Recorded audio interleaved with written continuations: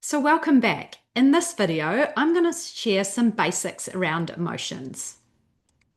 So what are emotions? Emotions are essentially energy in motion, and they're meant to flow, to be felt, expressed, and released in the moment. There are no good or bad emotions. Now, while some emotions make us feel much more uncomfortable than others, it doesn't mean they're good or bad. It's simply energy that is traveling through us. All emotions are important because every emotion gives us a message about our environment, telling us what perhaps we need to move towards and what perhaps we need to avoid. A range of emotions are really important. We don't want to be just flatlined because a life is a duality. Just like we wouldn't know daytime if we didn't know nighttime, we're not going to know what happiness is if we never experience sadness. So our life is meant to be this rich cascade of emotions. Where do emotions come from? Emotions are a response to our internal and external stimulus, and they're shaped by our thoughts, our beliefs, our perceptions, and past experiences. Now, it's really common for people to think that emotions come from our mind. Now, while an emotion starts with a thought, it's not our mind that experiences the emotion, it's our body. Because emotions are the felt sensations that we feel in our body. For example, if you're angry, you might feel some tightness in your chest. If you're anxious, you might feel some knots in your stomach. Or if you're feeling love and happiness, you might feel a warmth in your heart. So, what happens is we have this thought in our mind, then we experience a sensation in our body, and then our mind interprets that sensation and attaches a meaning to it. So, this is why we have so called good and bad emotions because our mind has attached a meaning of I don't like this. I don't like this sensation. I don't want this sensation. And so it's our mind that starts creating these stories around the felt experiences in our body. So it's really important to understand that emotions act as these messengers, guiding us to a deeper understanding of both our environment and ourselves.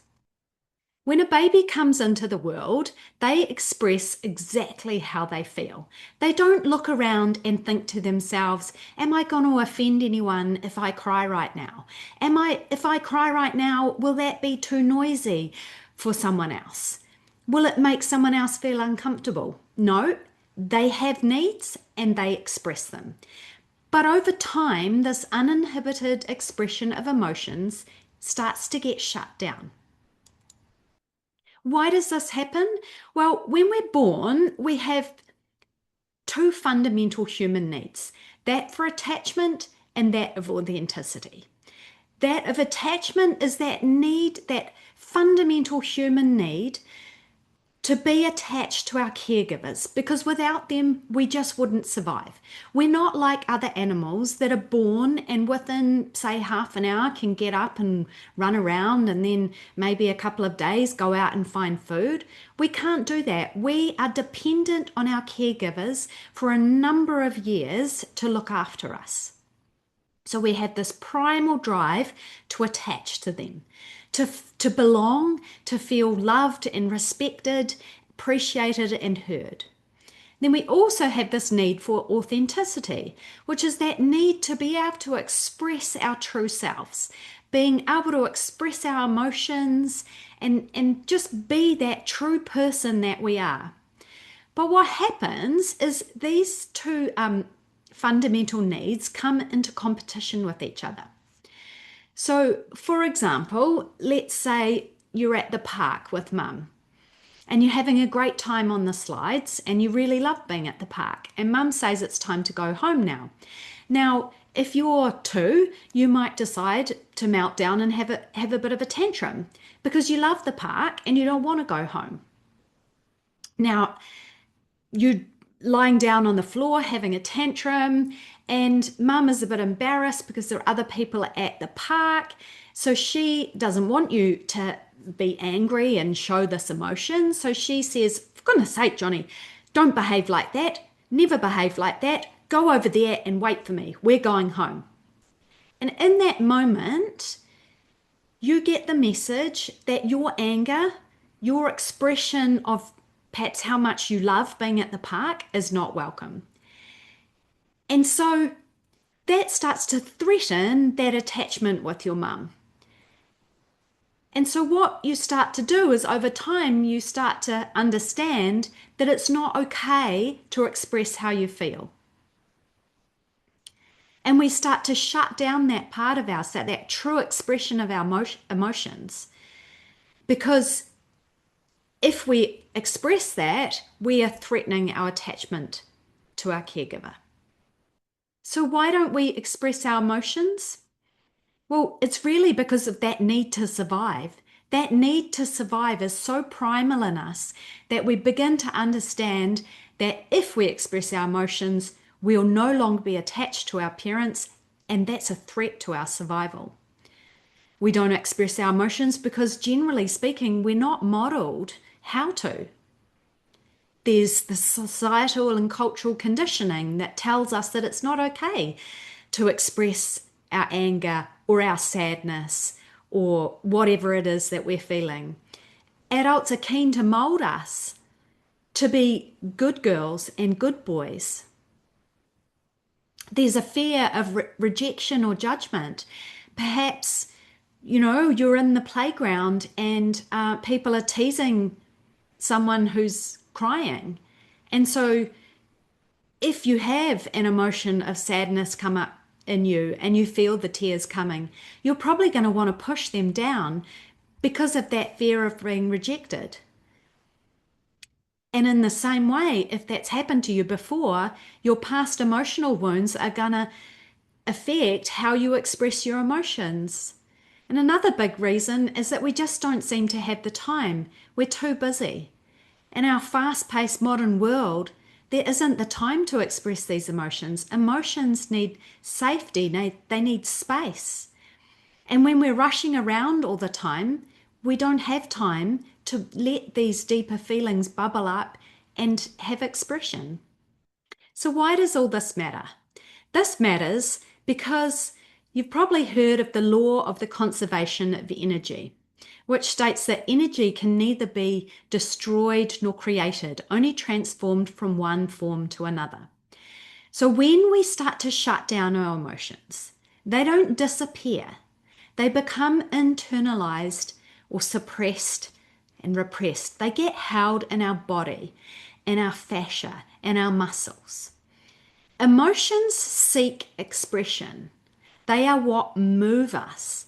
So if you think of the emotion, that we start with a thought, and that thought turns into an emotion. And that emotion is seeking expression, through sound, through using our voice, or through movement, or through heat. But if those get suppressed, it gets internalized in our body. It gets stored inside of us. Now, when we think of the emotion of anger, anger is really a boundary defense. It's there to show us what is important to us, where our boundaries lie. And if you think of the immune system, it's really the same thing. It's a boundary defense.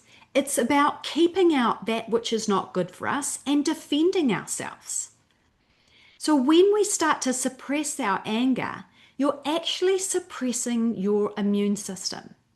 Now, our bodies are these wonderful interconnected network of systems, our nervous system, hormonal systems, and immune systems. And so you can start to see that our thoughts, emotions, and beliefs continually affect the systems of our bodies. And we end up with this endless cycle. Our thoughts start affecting our feelings and those sensations in our body. And when we have those sensations in our body, they start affecting our mind. And this becomes a loop. And when it gets into a so-called negative loop of having negative and critical thoughts about ourselves, and we generate these sensations which are uncomfortable, those start affecting our mind, and we say, I don't like these, I don't want these. So you can see how this drives our behavior and our choices. Our body mirrors the thoughts that we're having in our mind. A really good demonstration of this was this study that was done in 2007 by Dr. Ellen Langer called the Chambermaid Study. Now, she took 84 female chambermaids who didn't perceive that their job was exercise, and therefore they didn't believe that they were getting enough exercise in their life. So she took these 84 women and she divided them into two groups. One group was the informed group, and they were basically explained that their job was exercise. So when they made the bed, that was like using the rowing machine. Also, when they were vacuuming, that was like using the mowing machine. When they were doing all the things that they did in their job, they were shown how that was actually exercise. The other group, who were the control group, who weren't told anything. Now, neither of the groups upped their exercise or changed anything. After a month of just being told regularly about how their job was actually exercise, the informed group had significant improvements in their weight, in their body fat percentage, in their blood pressure, and their body mass index. So you can see that how you think and how you feel drives what happens in your body.